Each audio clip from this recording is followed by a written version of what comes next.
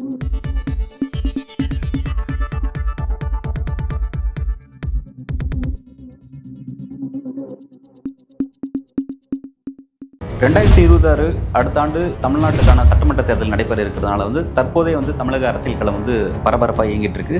குறிப்பாக பார்த்தீங்கன்னா ரீசெண்டாக டெல்லியில் நடந்த முக்கியமான சில சந்திப்புகள், அதாவது எடப்பாடி பழனிசாமி அமித்ஷா சந்திப்பு, அதை ஒட்டி நடந்த பல்வேறு சந்திப்புகள், செங்கோட்டையன் அமித்ஷா சந்திப்புக்கு பிறகு களம் இன்னும் கொஞ்சம் சூடு பிடிச்சிச்சு அப்படின்னு நம்ம பார்க்கலாம்.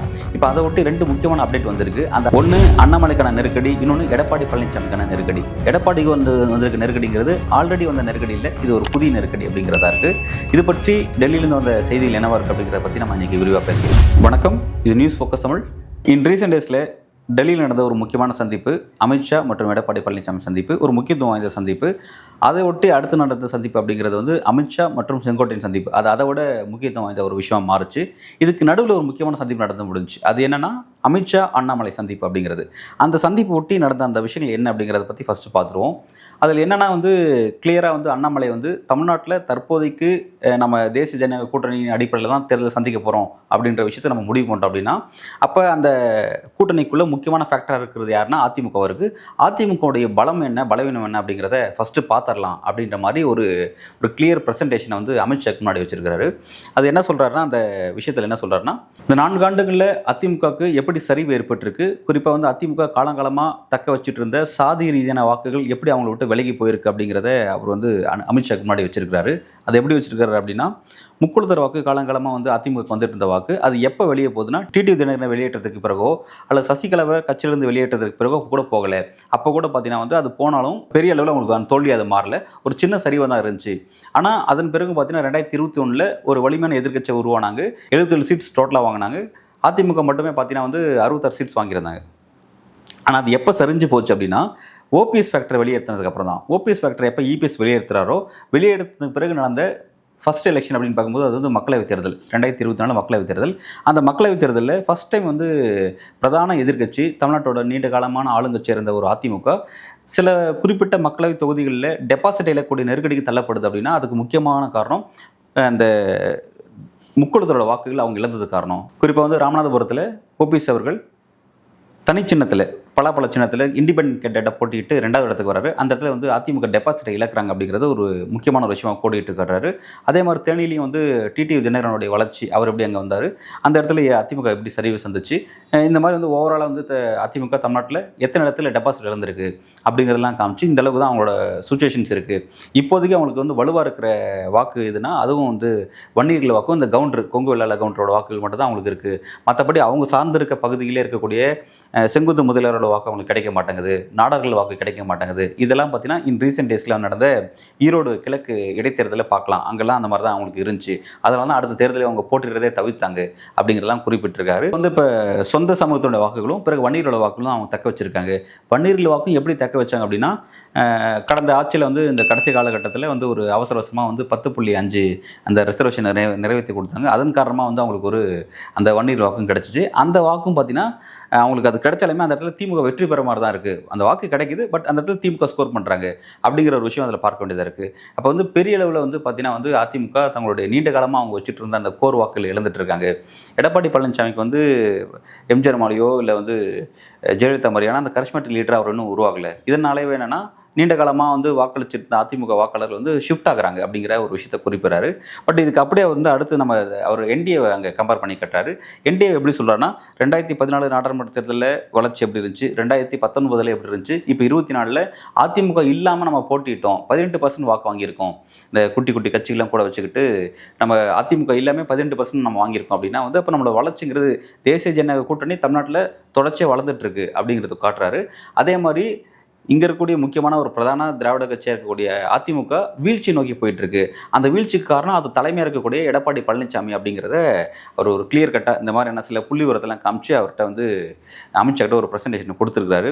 ஸோ இப்போ இவ்வளோ ப்ரெசன்டேஷனையும் அமித்ஷா முன்னாடி வச்சுட்டு இறுதியாக அண்ணாமலை இதன் மூலமாக என்ன சொல்ல வர்றாரு அப்படின்னா, நான் ஏற்கனவே 24 பாஜக தலைமையில் தான் ஒரு கூட்டணி, நம்ம தான் தனியாக அரசு செய்ய முடியுங்க, நம்ம இந்த திராவிட கட்சியோட பயணிக்க வேண்டாம் அப்படின்னு சொன்னவர் இப்போ வந்து என்னோட ஸ்டேட்மெண்ட்டுக்கு நீங்கள் மாற்றி வேறு முடிவு எடுக்கிறீங்க, அதிமுக கூட வச்சுட்டு பயணிக்கும் நீங்கள் முடிவு எடுக்கிறீங்க அப்படின்னா அப்போ தேசிய ஜனநாயக கூட்டணி தான் அங்கே உருவாக போகுது அப்படின்னா தேசிய ஜனநாயக கூட்டணிக்கு யார் சிஎம் கேண்டிடேட் அப்படிங்கிற விஷயத்தில் அண்ணாமலை வந்து ஒரு ஸ்டஃப் அந்த இடத்துல அவர் வந்து ஒரு துண்டை விரிக்கிறார் அப்படின்னு தான் பார்க்க வேண்டியதாக இருக்குது. அவர் அதை எப்படி சொல்கிறார் அப்படின்னா யார் வரணும்னு அவர் சொல்லலை, யார் வரக்கூடாதுன்னு சொல்கிறார். யார் வரக்கூடாதுன்னு மீன்ஸ் எடப்பாடி பழனிசாமி வரக்கூடாது. ஏன்னா வந்து அவர் தலைமையில் வந்து தொடர் தோல்வியாக இருக்குது, பல இடத்துல வந்து தேர்தல் புறக்கணிப்பு செய்கிறாங்க. இந்த அளவுக்கு வந்து அவங்களோட அந்த மைக்ரோ பாலிடிக்ஸ் எப்படி இருக்குது, எந்தெந்த சாதிய வாக்குகள் அவங்க பெற்றிருக்காங்க, எந்தெந்த சாதிய வாக்குகள் அவங்க இழந்திருக்காங்க அப்படிங்கிற அந்த விஷயத்தெல்லாம் வந்து கிளியர் கட்டாக முன் வைக்கிறாரு. வச்சதுனால இனிமேல் வந்து எடப்பாடி பழனிசாமி நீங்கள் சிஎம் கேண்டிடேட்டை அறிவிக்கக்கூடாது அப்படிங்கிற ஒரு விஷயத்தை முன் வச்சுருக்காங்க. நமக்கு இங்கே என்ன ஒரு டவுட்னா வந்து மற்ற ஸ்டேட்ஸில் தேசிய ஜனநாயக கூட்டணின்ற அடிப்படையில் தேர்தல் சந்திக்கக்கூடிய பாஜக அந்த இடத்துல வந்து அங்கே சிஎம் ஃபேஸ் யார் அப்படிங்கிறதுல மிகப்பெரிய ஒரு டிஸ்கஷன் செய்வாங்க. ஏன்னா வந்து சிஎம் ஃபேஸே அறிவிக்காமல் எலெக்ஷன் சந்திக்கக்கூடிய ஒரு பேட்டர்ன் அவங்க வச்சிருப்பாங்க. கடைசியில் தான் அதெல்லாம் டிஸ்கஸ் பண்ணி ஒரு முடிவு பண்ணுவாங்க. பட் வந்து தமிழ்நாட்டை பொறுத்த வரைக்கும் அதை எப்படி பண்ண போகிறாங்க அப்படிங்கிறது தெரியல. ஏன்னா இப்போ அண்ணாமலையுடைய விஷயத்தை ஏற்றுக்கிட்டு அதை நோக்கி நகராங்க அப்படின்னா அப்போ அதிமுக தான் என்டிஏல வலிமையாக இருக்கக்கூடிய முக்கியமான பார்ட்டி. இந்த இடத்துல இங்கே என்டிஏன்னே நம்ம பேச முடியாது, திமுக வர்சஸ் அதிமுக தான் தமிழ்நாட்டோட அரசியல் களம். ஆனால் ஃபஸ்ட் டைம் 26 எலெக்ஷன் வந்து அவங்க வந்து திமுக வர்சஸ் என்டிஏ அப்படின்ற ஒரு பேட்டர்னுக்குள்ளே அதை சுருக்க பார்க்குறாங்க. இந்த மாதிரியான ஒரு புதிய பேட்டர்னை மாற்றி அமைக்க பார்க்குறாங்க. அப்போ அந்த இடத்துல வந்து ஏடிஎம்கே டவுன் பண்ணணும், ஏடிஎம்கேல இருக்கக்கூடிய இபிஎஸ்னுடைய அந்த தலைமையை டவுன் பண்ணணும் அப்படிங்கிற ஒரு பாலிடிக்ஸை வந்து முன்னெடுக்கிறாங்க அப்படிங்கிறத நம்மளால் இங்கே புரிஞ்சுக்க முடியுது. எடப்பாடி பழனிசாமிக்கு மிகப்பெரிய ஒரு நெருக்கடி இருக்குது. ஏன்னா 4 ஆண்டுகளாக வந்து அவர் சிஎம் இருந்துட்டார். திரும்ப வந்து அவர் சிஎம் பதவிக்கே ஒரு பெரிய பிரச்சனை வருது, கேண்டிடேட்டாக அவர் அறிவிக்கவே வேண்டாம் அப்படிங்கிற அளவுக்கு ஒரு பிரச்சனை வருதுன்னா நிச்சயமாக வந்து ஒரு அதிர்ச்சி அளிக்கக்கூடிய ஒரு விஷயம் தான் அப்படின்னு நம்ம பார்க்குறோம். ரெண்டாவது இதுக்கு அப்படியே இந்த பக்கம் பார்த்தீங்கன்னா வந்து அண்ணாமலைக்கு என்ன நெருக்கடி அப்படின்னா இப்போ வந்து அவர் தான் ஏற்கனவே சொல்லிட்டு இருந்தார்ல, தமிழ்நாட்டை பொறுத்த வரைக்கும் வந்து பாஜக தலைமையில் தான் கூட்டணின்னு சொல்லிட்டு இருந்தபோது இப்போ வந்து என்டிஏன்னு நீங்கள் பேச ஆரம்பிச்சிட்டிங்க, அதிமுகவும் நீங்கள் உள்ளே கொண்டு வர ஆரம்பிச்சிட்டிங்க. அப்போ அதை இப்போ உங்கள் பேட்டர்ன் படி போகிற மாதிரி இருந்தால் அப்போ வந்து நான் எதுக்கு அப்படிங்கிற மாதிரியான ஒரு சிக்கல் அங்கே உருவாகுது. ரெண்டாவது வந்து டெல்லி வட்டாரத்துக்கு அமித்ஷாக்கு போன செய்தி என்னவா இருக்குன்னா அதிமுக என்டிஏக்குள்ளே நீங்கள் கொண்டு வரதா முடிவு பண்ணி இப்போ அதன் அடிப்படையில் தான் போக போகிறீங்க அப்படின்னா பாஜக தலைவருக்கும் அதிமுகவுக்கும் ஆல்ரெடி நல்ல உறவு இல்லாமல் இருக்குது. அதனால் வந்து அது கூட்டணிக்குள்ளே வந்து ஒரு பெரிய சங்கடத்தை உண்டாக்கும் அப்படிங்கிற ஒரு பெரிய விஷயம் வந்து அங்கே பார்க்கப்படுது. இப்போ ரீசெண்ட் டேஸில் வந்து பார்த்தீங்கன்னா தமிழிசை சவுந்தரராஜன் பத்திரிகையாளர் அட்ரஸ் பண்ணாங்க. அவங்க என்ன சொன்னாங்கன்னா திரும்பவும் நானே வந்து பாஜக தலைவர் வருவதற்கான வாய்ப்புகள் பிரகாசமாக இருக்குன்னு சொன்னாங்க. அதே மாதிரி அண்ணாமலை வந்து மாற்றப்படுவதற்கான வாய்ப்பு இருக்குது அப்படிங்கிறது அவங்க வந்து தன்னோட உள்ள குமரல நோகத்தில் அவங்க வெளிப்படுத்துகிறாங்க அப்படின்னு பார்க்குறோம். இப்போ அதெல்லாம் பார்க்கும் பொழுது வந்து அப்போ வந்து அதிமுக உள்ளே கொண்டு வருவதற்காக வந்து அண்ணாமலையை வந்து ஓரங்கட்ட முடிவு எடுத்துட்டாங்களா அப்படின்றதையும் பேச வேண்டியதாக இருக்குது. அதை வந்து அண்ணாமலை பழிவாங்கும் நடவடிக்கை செய்யாமல் ஒரு டீசெண்டான அப்ரோச். ஏன்னா வந்து அங்கே வந்து கூட்டணி ஜெல் ஆகணும், தலைவர்கள் ஜெல் ஆகணும், அது ரொம்ப முக்கியமானது. கான்ஃப்ளிக்டில் போய் எலெக்ஷன் சந்திச்சேன்னா வந்து நிச்சயமாக வந்து ஒரு பெரிய வெற்றி பெற மாட்டாங்க.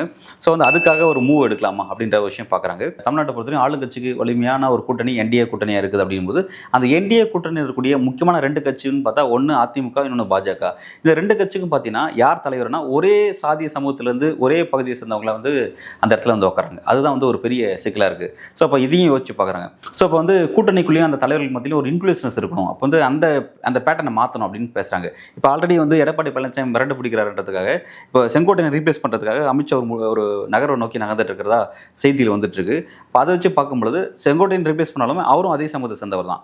அதனால் வந்து அதிமுகவில் எந்த பிரச்சனையும் வராது. ஏன்னா அதிமுகவில் என்னன்னா ஒரே சமூகத்தில் இருக்கிற தலைவர்கள் மாற போகிறாங்க. அதனால் வந்து அவங்களுடைய அந்த சாதி சமூக வாக்குகள் அவங்கள விட்டு போகாது. ஆனால் கூட்டணிக்குள்ள வரும்போது பார்த்தீங்கன்னா திரும்ப வந்து ஒரே சமூகத்தினுடைய தலைவர்கள் தான் வந்து 2 கட்சியிலையும் டாமினேட் பண்ணுறாங்க அப்படின்ற மாதிரியான போகும். இப்போ அந்த இடத்துல தான் என்ன பண்ணுறாங்கன்னா வந்து ஏற்கனவே நம்ம எல்லாரும் பேசப்பட்ட ஒரு விஷயம் மாதிரி திரு நயினார் நாகேந்திரன் திருநெல்வேலியினுடைய தெற்கில் வந்து ஒரு எம்எல்ஏ இருக்கக்கூடிய பாஜகனுடைய ஒரு முக்கியமான ஃபேஸாக இருக்கக்கூடியவர், கடந்த கால அதிமுக பிரமுகர், அவர் தற்போது பாஜகனுடைய பிரமுகராக இருக்கார். அவருக்கான அந்த ரீப்ளேஸ் அண்ணாமலைக்கான இடத்த வந்து அவருக்கு கொடுக்குற மாதிரியான ஒரு விஷயத்தை மூவ் எடுக்கிறாங்க. இந்த மூவ் மூலமாக இன்னொரு விஷயம் என்ன செய்யலைன்னா ஆல்ரெடி முக்குளத்தூர் மத்தியில் வந்து எடப்பாடி பழனிசாமி ஓபிஎஸை விளக்குனதுனால அங்கே வந்து சில அதிருப்தியை உருவாயிருக்கு. அந்த அதிருப்தியை வந்து நயினார் நாகேந்திரனை வந்து அவரை தலைவர் ஆக்குறது மூலமாக அவர் உள்ளே கொண்டு வரது மூலமாக ஆல்ரெடி என்டிஏன் கொண்டு வந்தவே ஓபிஎஸ் உள்ளே வந்துடுவார். ஆனால் இந்த மூவ் நயினார் நாகேந்திரன் அந்த வாய்ப்பை கொடுக்குறது மூலமாக இப்போ பாஜக ஆல்ரெடி கொங்கு பகுதியில் ஸ்ட்ராங்காக இருந்தாங்க. இப்போ அப்படியே வந்து அதை வந்து முக்குளத்தூர் பகுதியில் ஸ்ட்ராங் பண்ணலாம் அப்படிங்கிற மாதிரி நயினாருக்கு அதை கொடுத்து அந்த அரசியல் முன்னெடுக்கலாம் அப்படிங்கிற மாதிரியான ஒரு விஷயங்களையும் செய்கிறதா சில செய்திகள் வந்துட்டு இருக்கு டெல்லியிலேருந்து. இது எப்படி நகரப்போகுது அப்படிங்கிறத அடுத்த கட்டத்தை பொறுத்து தான் பார்க்கணும். அப்போ அண்ணாமலை என்ன அப்படின்ற கேள்வி கேட்கும்போது வந்து அண்ணாமலை வந்து கட்சியினுடைய ஒரு வெல்விஷராக இருந்திருக்காரு. அதாவது கட்சி லைம்லைட்டில் இருந்தது, கட்சி வளர்ச்சியோ வீழ்ச்சியோ அவர் சொல்கிற மாதிரி அவர் சில ஃபேக்ட்லாம் கொடுக்குறாரு, வளர்ச்சின்ற மாதிரி ஃபேக்ட்லாம் கொடுக்குறாரு, அது ப்ளஸ்ஸோ மைனஸோ. ஆனால் கட்சி லைம்லைட்டில் வச்சுருந்ததுனால வந்து அவரை வந்து ஒரேடியாக வந்து அவரோட எதிர்காலத்தை கேள்விக்குள்ளாக்காமல் அவர் ஏதாவது ஒரு முக்கியமான ஒரு போஸ்ட்டில் அகாமடேட் பண்ணுற மாதிரியான விஷயங்கள் வந்து அதையும் டிஸ்கஸ் பண்ணிகிட்டே இருக்காங்க. விரைவிலே அண்ணாமலையோட ரோல் என்ன, அடுத்து எடப்பாடி பழனிசாமி என்டிஏ கூட்டணி உருவாகிறதா இருந்தால் யார் வந்து அதோட சிஎம் கேண்டிடேட், அதை அறிவிச்சுட்டு எலெக்ஷன் சந்திக்க போகிறாங்களா இல்லை அதை அறிவிக்காமல் சந்திக்க போகிறாங்களா அப்படிங்கிறதெல்லாம் வந்து நம்ம பொறுத்திருந்து பார்க்க வேண்டியதாக இருக்குது. ரெண்டாவது, செங்கோட்டையனை வச்சு பாஜக அமித்ஷா முன்னெடுக்கிற அரசியல் அப்படிங்கிறது எதை நோக்கி நகரப்போகுது? ஏன்னா இது சார்ந்து ஒவ்வொரு நாளும் ஒவ்வொரு அதிர்ச்சி அளிக்கக்கூடிய புதிய செய்திகள் டெல்லியிலேருந்து வந்துகிட்டே இருக்குது. எதுவோ ஆனால் தமிழ்நாட்டில் மிகப்பெரிய ஒரு அரசியலை நிறுவ பார்க்குறாங்க. டிஎம்கே விர்சஸ் ஏடிஎம்கேன்ற அரசியலை வந்து டிஎம்கே விர்சஸ் என்டிஏ அப்படின்ற ஒரு பேட்டர்னை நோக்கி நகர்த்தி கொண்டு போயிட்டு இருக்காங்க.